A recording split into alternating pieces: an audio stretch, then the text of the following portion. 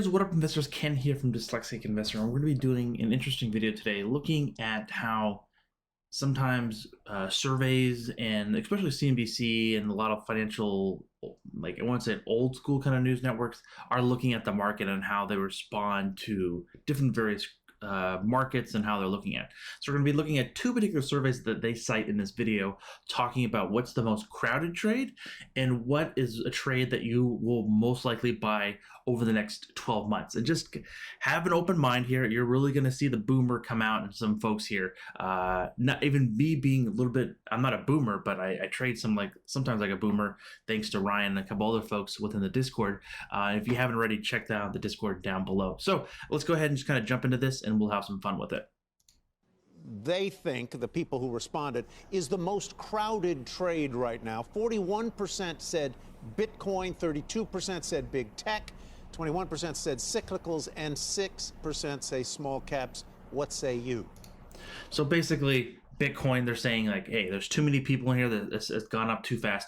Big tech, that could be somewhat misleading as well. Cyclicals as well, and so small caps. So I find this survey really kind of not well produced, I guess I can say. More or less like looking, okay, I think we've seen a pretty large move into Bitcoin. I would actually put NFTs in here, to be quite honest with you. But seeing this, again, what's big tech? Give me some examples of it. So the way I think of big tech, I think of Apple, I think of Amazon, I think of Google. Out of those, Google's the only one that's doing pretty well. And same, Microsoft's been doing well because of their talks of buying Discord again, link in the description down below. And then also some other components like Facebook's kind of been coming back fairly strong, but most of the FANG stocks haven't really not been in favor since the NASDAQ has been kind of just choppy market. And then we'll be jumping into what people are looking at some other levels here. Several years. We also asked the question, over the next 12 months, would you rather buy JP Morgan, Goldman Sachs, PayPal, or Square? And there you see. Who were they asking? Like, again, this is probably someone, I don't know, again, like you see the percentages. 0 people would buy Square and hold. I don't know if they say would buy for the next 12 months or hold for the next 12 months. It wasn't really, which stock would you rather own? Literally 75% of it was Goldman Sachs and JP Morgan. All right, just buy XLF and and do you thing. PayPal and Square are on a whole different level than Goldman Sachs and JP Morgan. You have the old regime against the new regime. So let's make that very clear. And this proves the point, and this is just flashing lights and flags waving here that people are not connected. They're completely disconnected here, that they are, again, JP Morgan, Goldman Sachs are a better offer than PayPal and Square. We're not comparing apples to apples and oranges to apples, bananas and things like that. We're comparing old rotty fruit that has a lot of negative annotations captured to it to the guys. Again, it's basically the East Coast versus the West Coast. Again, PayPal, Square, Silicon Valley startup companies that just been around. Well, PayPal's been around for a while, but more from a move fast, kind of break things. And then you have the old-fashioned JP Morgan Chase and Goldman Sachs that have been around for centuries. I think Goldman Sachs has been around for at least a century, and same with JP Morgan, of course. It's really against the old against the new. So we're going to look at the charts. We're going to look at the weekly chart of JP Morgan, Goldman Sachs, Square, and PayPal.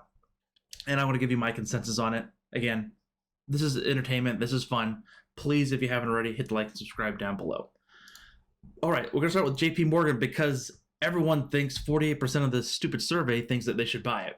Again, JP Morgan, yes, has had a fantastic run since, again, that October timeframe that we saw. Everyone have a really fantastic run. So not really too much apples to apples there. As of right now, it's kind of hit a wall here since the beginning or the end of February into the March.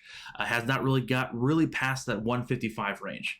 The next level we would want to see it kind of cross over to kind of get it running higher would be around 158 to 160. That would be a pretty significant level to look at.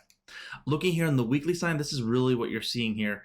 A very strong inverse and very strong recovery here that we have seen and actually boosted past where it was pre the pandemic. So again, pre-pandemic, it was trading around 140. Now we're trading around 160 plus.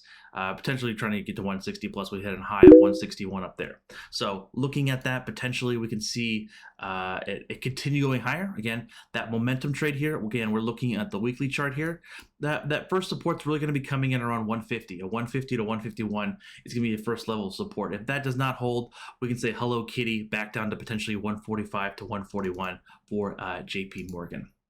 Sticking with the old guys, we're going to look at the Goldman Sachs. Same kind of chart here, right, ladies and gentlemen?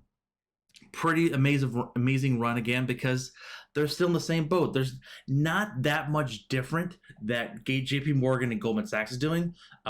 They might have better connections. Again, you saw with that Argos fund, hedge fund going belly up, that Goldman Sachs was substantially better at unloading their stupid assets than other companies, so they might have a leg up on that. Of course, they're kind of somewhat connected to the Apple Card as well. Same kind of thing. This has been an amazing run since that November of last year.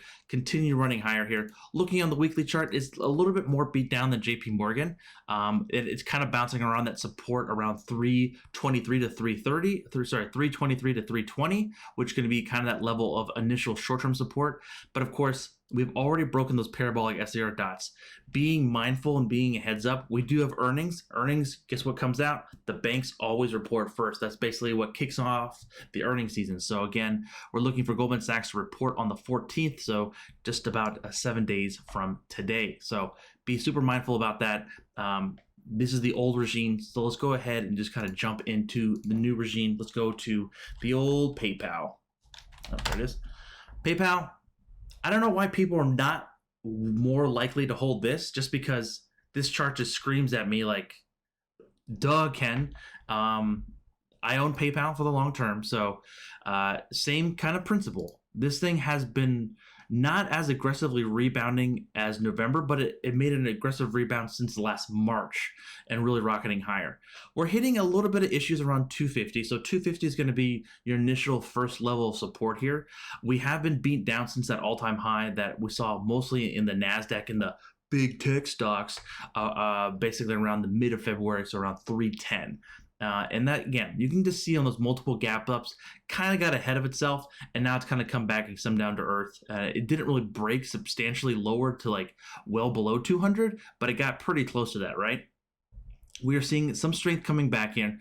Not saying it's overvalued right here or on a PE ratio. I don't really look at that, but we are coming into hitting that 50 SMA here, which is around that 255, which we're currently trading out. If we can close and get back above that, that trend will be fairly strong here. As you can see here, the volume has been a little bit sporadic here, so this could be a little bit muted here. Again, we have some short-term support around 250 to around 246, and then substantial stronger support coming around that 230 range. Looking here on the weekly side, holy moly guacamole, look at this. We have a lot of support around 240 initially on the weekly side, because again, look at that beautiful thick yellow line, which is the 21 EMA here. You know that we love it. Really showing some really strong support here. So if we can continue to staying above that, closing above this on the weekly side, this thing looks fantastic long term. Again, I personally own it. Square. So this is, again, none of the boomers wanted to buy this stock. Again, that report came out. They did that video on the end of the month. Of course, you can see here since the end of the month, it's gone up literally $45. So, F you boomers. Just joking. I don't want to F anyone. That being said, whatever. We're looking here at potentially hitting some resistance here around 250. We've seen that 250 resistance here before. We can kind of just draw a line here, kind of highlighting here. You can see here, we've hit the 250 range before, come back down, and then probably broken past it, hit it once, twice, 3 times, maybe 3rd time's a charm here from the previous move higher. So if we do get some more momentum and more oomph into this stock, of course, with earnings coming out again, Square is going to report substantially later than the old folks, aka the old regime of banking.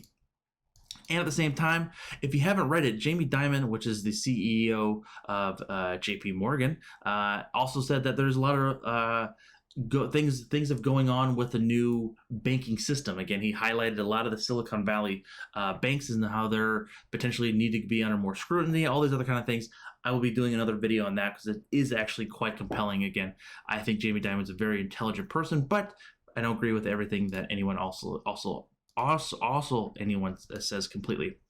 Say with Square, this thing has, again, from the pandemic low of $32 has gone nothing but up. Of course, is it because of Bitcoin? Perhaps. Is it because it enables millennials to do basically what they want and it's kind of it's all on one platform? I think so. I think the Cash App has a large following, more than a lot of people think, and it's not possibly not on many people's radars. So again, that 21 EMA on this chart is not as precise as in PayPal on the weekly side, but we do have, again, Square has some pretty volatile moves, but again, between Square and PayPal, I always choose PayPal because I think it's a little bit more of a conservative, safer bet for me because it's been around slightly longer. And then Square is a little bit more newish company. It's not newish in the sense of like it's trying to find itself. I think it has a great following, but we're seeing this a little bit more choppy, a little more volatile because of their very large, outspoken CEO, which is he's on quite a bit, especially when he gets called to perform in front of House committees and so forth. Mr. Jack Dorsey. But the stock has been fantastic. And like, look at this, that 21 EMA support on the weekly side, a little bit choppy here. So again, we're looking for some initial support around that 220 to 218. But if this thing continues going higher, we're looking for at least 275 to 280 to be broken here. But this looks like it's a pretty impressive looking chart that we could see a really large breakout, substantially more than JP Morgan and Goldman Sachs. If you put a big finger, but if you put $1,000 in each, I think that PayPal and Square is going to outperform.